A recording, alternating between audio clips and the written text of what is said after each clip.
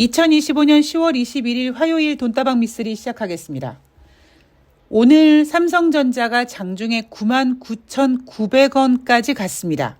제가 또 이런 거 못 참거든요. 그래서 자, 장중에 10만 원 찍는 그 장면을 화면 캡처해서 내가 딱 보관하고 있어야지. 역사적인 장면이니까 하고 딱 준비하고 있었더니 역시 주식은 밀당의 고수인지라 다음 기회에 이렇게 아쉬움을 뒤로 하고 현재 삼성전자는 지금 보합권까지 밀려 내려왔습니다. 주식은 이래서 얄밉기도 하고요. 이래서 매력적이기도 하고 이러다 보니 똥줄 타고 가슴이 벌렁거리고 그러한 모든 인간의 희노애락을 다 전해주는 것 같습니다. 자, 그 희노애락에 대한 이야기를 오늘 해볼까 합니다. 여전히 지금 미국은 셧다운 20일째 진행 중입니다. 따라서 10월 20일 월요일 발표된 경제지표는 없었고요. 이번 주 금요일 24일 9월달 미국의 소비자 물가지표가 발표가 되는데 그 지표에 지금 굉장히 촉각을 세우고 있죠. 그래서 오늘 돈다방 미쓰리는 10월 20일 월요일 뉴욕 증시를 확인하면서 지금 주식시장에 놓여져 있는 호재 악재에 대한 냉정한 평가를 한번 해볼까 합니다. 왜냐하면 제가 매번 말씀드립니다만 주식시장에서의 호재는요. 뭐 굳이 분석할 필요 있습니까? 그냥 호재가 많으면 좋은 거 아닌가요? 문제는 악재에 대한 대응입니다. 악재가 툭 하고 시장에 던져졌을 때 대부분의 모든 투자자들은 멘붕이 되죠. 아무리 수많은 경험을 한다고 해도 저도 마찬가지로 하다못해 이번에 미국에서 지역은행에 대한 이슈가 나왔을 때도 이건 뭐지? 하고 한 3초 놀랐습니다. 어떤 악재가 시장에 던져졌을 때 모든 투자자들은 일단 멘붕이 되고요. 그 멘붕에서 어떻게 이제 끝난 것 같아. 더 빠지면 어떡해. 그리고 멘붕돼서 막 투매하고 막 정신줄 놓고 그런 투자자들은 약간 주린이라고 부른다면 어느 정도 이제 노련한 투자자들은 가만히 있어봐. 이번 악재는 과연 주식시장에 얼만큼 오랫동안 얼마나 깊이 있게 영향을 줄 수 있을까에 대한 분석을 하게 됩니다. 그러다 보니까 애널리스트들이 써놓은 분석을 막 보죠. 물론 제대로 맞는 게 별로 없지만. 자, 거기에 대한 이야기를 좀 해볼까 합니다. 호재는 많을수록 좋다고 얘기했습니다. 저는 주식시장 빠져라 이런 생각을 하고 있는 게 아니에요. 호재가 많으면 주식시장이 오르면 싫을 사람 없습니다. 그런데 우리는 항상 매번 악재에 당하고 그 악재에 멘붕이 되고 그 악재를 대비하지 못하고 살짝 겁만 주는 악재인데 엄청 쫄거나 엄청난 악재인데 만만하게 생각하거나 하면서 우리의 증권계좌에 빵빵하게 보여졌던 그 빨간색 수익을 모두 다 헌납하고 내 원금까지 제물로 바치는 일이 발생하다 보니 호재는 많을수록 좋은 거고 악재에 대해서는 조금 더 신중하게 분석하고 대응하자라는 것이 돈다방 미쓰리의 취지입니다. 최소한 저는요, 돈을 2배, 3배 버는 거는 바라지도 않습니다.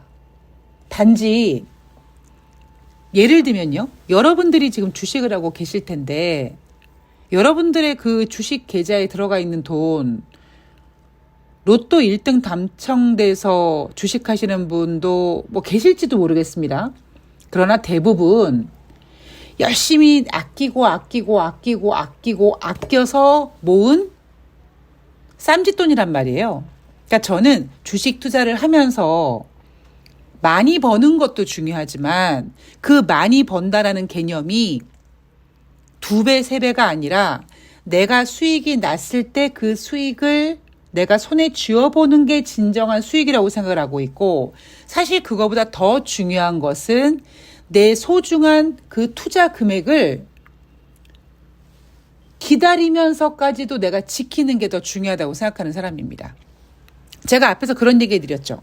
주식을 여러분들이 한 종목 한 번 들어가서 팔고 나와서 다시 안 할 게 아니라면, 계속 할 거라면, 내가 한 종목을 오랫동안 기다렸다면 그 오랫동안 기다린 다음에 원금이 돼서 수익으로 전환돼서 매도한 다음에 그 다음에 들어간 종목은 바로 다음날 상한가가 칠 수도 있는 거잖아요. 그게 바로 주식의 매력이잖아요. 그래서 여러분들이 주식 투자할 때 겪는 그 기다림에 대해서 너무 그렇게 고통스러워하지 않으셨으면 좋겠습니다.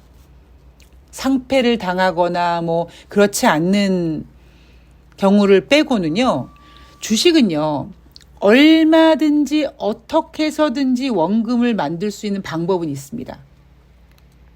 예를 들면 지금 제가 이벤트 하시는 분들도 한 달 안에 원금 만들어 드릴 수 있는 방법이 있어요. 대신 이제 예를 들면 또 다른 투자 금액을 잠깐 땡겨 와가지고 이렇게 정말 이렇게 분할 매수하고 분할 매도도 하고 그런 과정들이 필요하기 때문에 좀 어렵긴 합니다만, 여러분들은 지금 주식에서 손실이 난 경우 이게 회복이 불가능할 거다. 지금 내가 마이너스 40, 50, 60 이런 상태에서 이 종목 이거 죽으나이 거시기 아니야? 라고 절망에 빠지기 때문에 주식이 안 되는 거고 기다림을 외면하는 거거든요. 그러니까 그러실 필요 없다라는 이야기를 좀 해드리겠습니다. 자, 이야기 약간 샛길로 빠졌는데 이슈를 체크해 볼게요. 10월 20일 월요일 뉴욕 증시 3대 지수가 1%대 상승했습니다. 다우지수가 1.12, S&P 500이 1.07, 나스닥이 1.37% 상승했고요. 저는 이렇게 제목을 달아봤습니다. 호재 만발, 악재 소멸로 3대 지수 상승 마감이라고 해놨습니다. 최근 들어 뉴욕 증시는요. 누구야 누구. 시장이 안 좋은 얘기하는 애들 누구야? 야, 입 닥쳐. 이런 분위기예요. 그래서 10월 20일 월요일은요. 제가 이 자료를 준비하면서 어떤 생각이 들었냐면 모든 악재를 예쁘게 포장하든가 아니면 모든 악재를 악재가 아닌 것처럼 마치 전화위복이 될 것처럼 포장을 한 그런 날이 아니었나라는 생각을 한번 해봅니다. 거기에 대한 내용을 하나씩 체크해 보도록 하겠습니다. 자, 우선 지금 연방정부는 10월 20일 월요일 현재 시간 기준으로 셧다운이 진행 중입니다. 역사적으로 셧다운이 가장 길었던 게 37일인가 그렇죠? 아직은 여유가 좀 있습니다. 자, 그런데 10월 20일 월요일 나온 이슈 중에 셧다운 종료 임박 기대감이란 내용이 있습니다. 뭐야? 진짜 끝나는 거야? 자, 자세한 내용을 봤더니 국가경제위원회 위원장이 CNBC와의 인터뷰를 했는데 거기서 상원의 우리 친구들은 노킹스 시위 전에 셧다운을 끝내는 건 민주당이 좋지 않은 이미지를 준다고 말해왔었다. 이제 이번 주에 상황이 빠르게 해결될 기회가 있다라고 합니다. 자, 이게 무슨 얘기일까? 지금 미국은요, 셧다운이 진행 중이면서도 거의 매일 의회에서 임시 예산안이라도 통과시키자 하면서 투표를 진행 중에 있습니다. 근데 그게 잘 안 되거든요. 그러니까 임시 예산안이 확보가 안 되니까 자꾸 지금 셧다운이 더 길어지고 있는 겁니다. 그런데 이 국가경제위원회 위원장이 이번 주에 상황이 빠르게 해결될 기회가 있다라는 의미는 요것들이 상원에서 예산안의 합의를 끌어내려고 하나 보다. 그런 분위기를 아마 읽었나 보다. 아니면 그러려고 하나 보다라는 분위기를 지금 시장에 전달한 겁니다. 따라서 시장이 혹시 셧다운 때문에 불안해? 제가 요즘에 그 폭삭 소가수다를 다시 보거든요. 근데 거기서 왜 고달퍼? 이런 그 대사가 있어요. 그게 제가 우리 리치한테 리치가 막 야옹야옹 울면 제가 리치를 보면서 리치야, 고달퍼? 막 제가 그러거든요. 그러니까 만약에 지금 뉴욕 증시가 셧다운 우려 때문에, 셧다운이 장기화될 거에 대한 우려 때문에 고달퍼? 라고 생각한다면 그럴 필요 없을 거다라고 기대심을 불러일으키고 있고요. 자, 두 번째는요. 애플 주가입니다. 애플이 10월 20일 월요일 날 3.94% 상승했어요. 무려 4% 가깝게 상승했고요. 자, 애플이 왜 올라갔느냐? 아이폰 신제품, 아이폰 17 시리즈가 미국과 중국에서 이전 모델, 그러니까 아이폰 16보다 무려 14% 판매가 증가됐다라는 소식에 애플 주가가 상승했다고 합니다. 아이폰 신제품이 미국과 중국 등 주요 시장에서 잘 판매되고 있다. 그리고 이러한 우려는 사실 아이폰이 이제 선보일 때 약간 혹평이었어요. 돈다방 미쓰리에서도 아이폰 신제품을 본 전문가들이 뭐 혁신적이지 않더라, 뭐 이런 얘기를 했었다.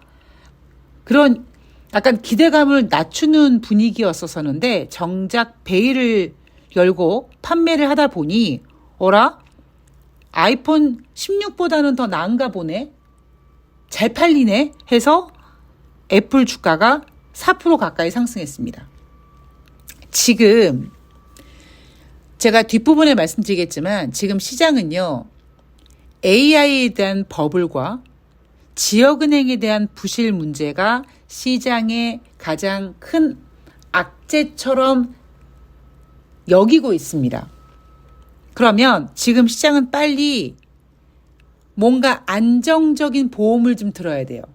그러기 위해서 우리가 살짝 잊고 있었던 애플을 이렇게 끄집어내서 야, 그래도 믿을 건 애플이야, 이씨. 야, 엔비디아 뭐 버블 우려? 뭔 소리야. 미국 뉴욕 증시에는 애플이 있어.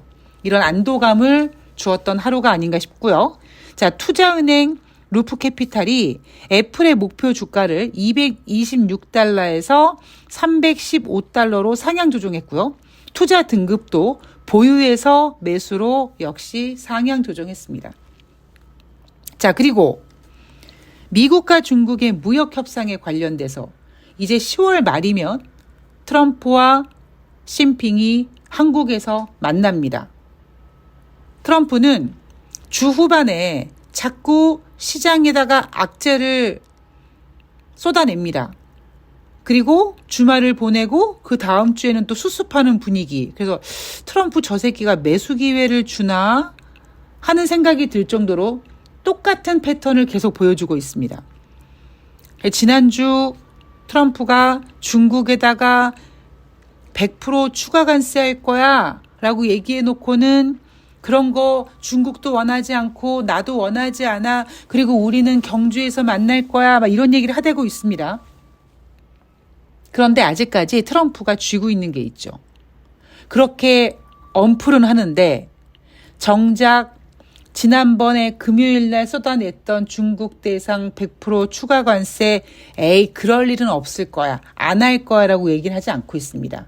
그러니까 어쩌면 이게 트럼프의 협상 전략일 수 있겠지만 제가 오늘 여러분들께 전해드리고 싶은 내용은 모든 악재가 에이그 너 그냥 악재인 척 했구나 하고 끝나면 땡큐인데 악재가 마치 일부 전문가들로 하여금 호재로 둔갑되는 거는 전 조심해야 되는 게 아닌가라는 생각을 합니다. 확실하지 않으면 여전히 불확실성이 유지되는 거라고 전 생각하거든요. 미국과 중국의 무역 협상 관련돼서 아직까지 트럼프는 지난주 금요일 날 얘기했던 지지난주 금요일 날 얘기했던 중국 대상 100% 관세 이야기 지금 철회하지 않았고요. 그러나 시장에다가는 아시아장에서 중국이 지불해야 하는 관세를 낮출 수 있다고 거듭 발언하면서 대신 중국도 미국을 위해 무엇인가를 해야 된다라고 얘기했습니다. 자, 그리고 3분기 어닝 시즌 현재까지 뱅크 오브 아메리카가 조사한 결과 실적을 공개한 S&P 소속 기업 58개 기업 중에 76%가 예상치를 웃도는 실적을 발표했다고 합니다. 다 좋아 보이죠. 자, 그리고 마지막 지역은행들에 대한 우려도 다른 얘기는 없습니다. 그냥 자이언스 뱅코프가 4.65% 상승했고 웨스턴 얼라이언스 뱅코프가 4.03% 상승하면서 지역은행에 대한 어떤 부실 우려가 갑자기 사라진 것처럼 느껴집니다.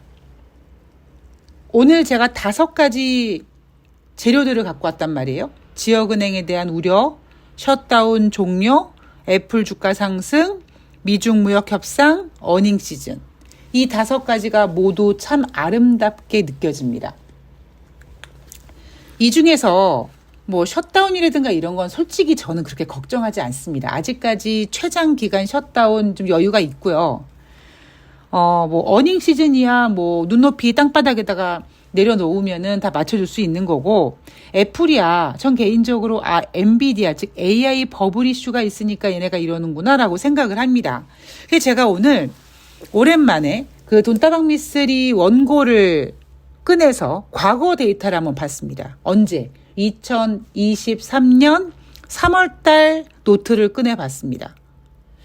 3월 9일 날 가산자산 전문은행인 실버게이트가 재정난으로 파산했고, 그 실버게이트와 거래하는 FTX가 파산보호 신청을 하면서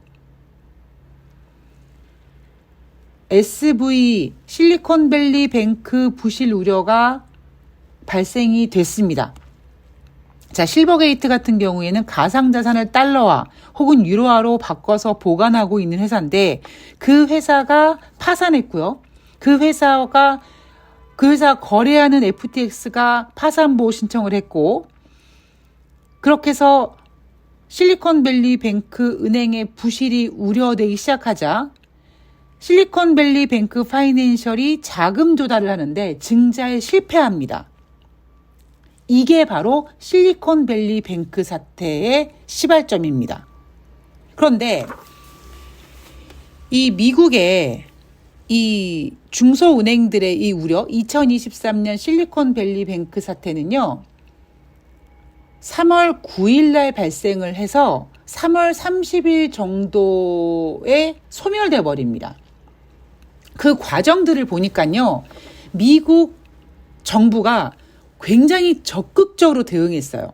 뭐 예를 들면 실리콘밸리 뱅크 파이낸셜이 증자를 실패하자 연방 예금 보호 공사를 파산 관제인으로 지정했습니다. 그리고 예금자 보호 조치를 단행했어요. 어디서? 미국에서. 그리고 제니 옐런 그 당시 재무장관이 추가 보증을 하겠다 하고 굉장히 적극적으로 대응을 했습니다. 그래서 한 달이 안 된 상태에서 실리콘밸리 뱅크 사태의 이슈가 사그러들었습니다. 물론 그 사이에 스위스 크레디트에 대한 우려감 때문에 주가가 하락했고요. 그래서 그 당시 혹시 이 미국 중소형 은행의 부실 우려가 2011년처럼 유럽으로 넘어가는 거 아니야? 이런 걱정을 했는데 그것도 차단됐고, 도이치방크도 우려되는 거 아니야? 라는 걱정을 했습니다만, 미국의 재무장관을 비롯해서 거의 모든 금융권의 예금자 보호 조치를 단행하겠다라며 적극적으로 대응하니까 이 문제가 오래가지 못했어요. 그러니까 제가 앞에서 저는 이번에 지금 미국에서 조용히 시끄럽게 나오고 있는 이 문제들에 대한 걱정이 오히려 시스템이 없기 때문에 더 문제가 되는 게 아닌가라는 부분에 대해서 자꾸 집중을 하게 됩니다. 왜냐하면 제가 매번 말씀드리죠. 리먼 사태도 마찬가지고 실리콘밸리 뱅크 사태도 마찬가지고 모두 시스템화되어 있었습니다. 그러니까 제니 옐런 재무장관이 우리 예금자 보호 조치 다 할 거야 막 이렇게 하면서 굉장히 적극적으로 대응했고요. 그렇게 적극적으로 대응할 수 있었던 이유는 사이즈가 나왔거든요. 근데 이번에 미국에서 발생된 아주 자그마한 이 우려는 2023년도 아무 일도 없었잖아. 한 달도 안 돼서 그 문제가 끝났잖아. 라고 하면서 오히려 이번에 터진 문제에 대해서 너무 아무렇지 않게 생각을 합니다. 퍼스트 브랜드에 대한 우려를 너무 아무렇지 않게 그냥 등한시해버리는 게 아닌가. 그런데 저는 이 부분이 또 만약에 뉴욕 증시가 조정을 받고 싶어 할 때는 다시 수면 위로 올라올 수 있다. 3월 9일부터 3월 30일까지 실리콘밸리 뱅크 사태 우려가 돋보이던 2023년도 그 당시에도요. 거의 한 4월 초까지 은행의 부실 우려가 뉴욕 증시가 빠질 때마다 스멀 이렇게 조정 이유로 써 먹혔습니다. 그러니까 10월 20일 월요일 뉴욕 증시에서 5가지의 이슈들을 제가 소개해 드렸는데 사실 다른 거는요. 걱정 근심도 없어요. 그런데 이 지역은행에 대한 우려는 오히려 시스템이 없기 때문에 조금 더 면밀하게 좀 조심히 봐야 되는 게 아닌가라는 필요성이 있다고 저는 생각을 하고 있고 반면에 전문가들은 에이 괜찮아 라고 너무 등한시하는 게 오히려 조금 더 우리가 걱정해야 될 부분이 아닌가라는 이야기를 좀 해드리고 싶었습니다. 다시 말씀드릴게요. 주식시장은요. 호재가 많으면 많을수록 무조건 좋은 겁니다. 문제는 우리는 무엇에 당한다? 악재에 당하고요. 알고 있는 악재는 더 이상 악재가 아니다라고 하면서 물론 그 익숙한 것에 대해서 어느 정도 대응 방법을 우리가 경험하는 것도 맞지만 알고 있는 악재, 한번 경험해봤던 악재라고 해서 등한시해버리면 악재는 주식은요. 마치 정치처럼 살아있는 유기체이기 때문에 사람이 만든 거기 때문에 2023년도 실리콘밸리 뱅크 사태가 아닌 또 다른 모습으로 계속 어딘가에서 꿈틀꿈틀할 수 있다는 부분을 잊지 않으셨으면 좋겠습니다. 주식시장은 즐기시되 흥분하시면 안 되고요. 오늘도 지금 당장 방송 녹음하는 가운데 삼성전자는 마이너스로 전환됐습니다. 이렇게 마이너스로 전환되면 굉장한 변동폭을 보이잖아요. 아파트 1층에서 떨어지는 거와 15층에서 떨어지는 거 제가 그 비유 해드렸습니다. 그런데 이런 패턴이 보이면 이렇게 빠질 때도 그래 이건 사야 되는 거야 라고 막 이제 흥분하고 막 산단 말이에요. 아무리 주식시장이 여러분들에게 패턴을 노출시킨다고 해도 그 패턴 우위에 여러분들이 있다고 생각하시면 안 됩니다. 그 패턴을 여러분들이 읽었다고 생각하는 순간 어떻게 된다? 주식시장은 얼굴색을 바꿉니다. 그러니까 매번 똑같은 패턴, 장이 이렇게 확 밀린다고 해도 그래 어차피 또다시 올라갈 거야 라고 예상은 하셔도 좋겠지만 무모하게 욕망을 확대시키지는 않으셨으면 좋겠습니다. 그게 주식 투자의 방법이라고 생각하고 있고요. 현명한 투자자라고 생각하고 있고요. 주식시장에서 돈을 벌 수 있는 방법은 목개 같은 마인드라고 생각하는 미쓰리의 이야기입니다. 자, 오늘 눈다방 미쓰리 여기까지고요. 추가적으로 또 계속 이슈가 나오거나 주식시장 분위기 보면 여러분들께 체크해 드리도록 하겠습니다. 자, 오늘 좋은 하루 되시고요. 저는 다음 방송에서 뵐게요. 고맙습니다.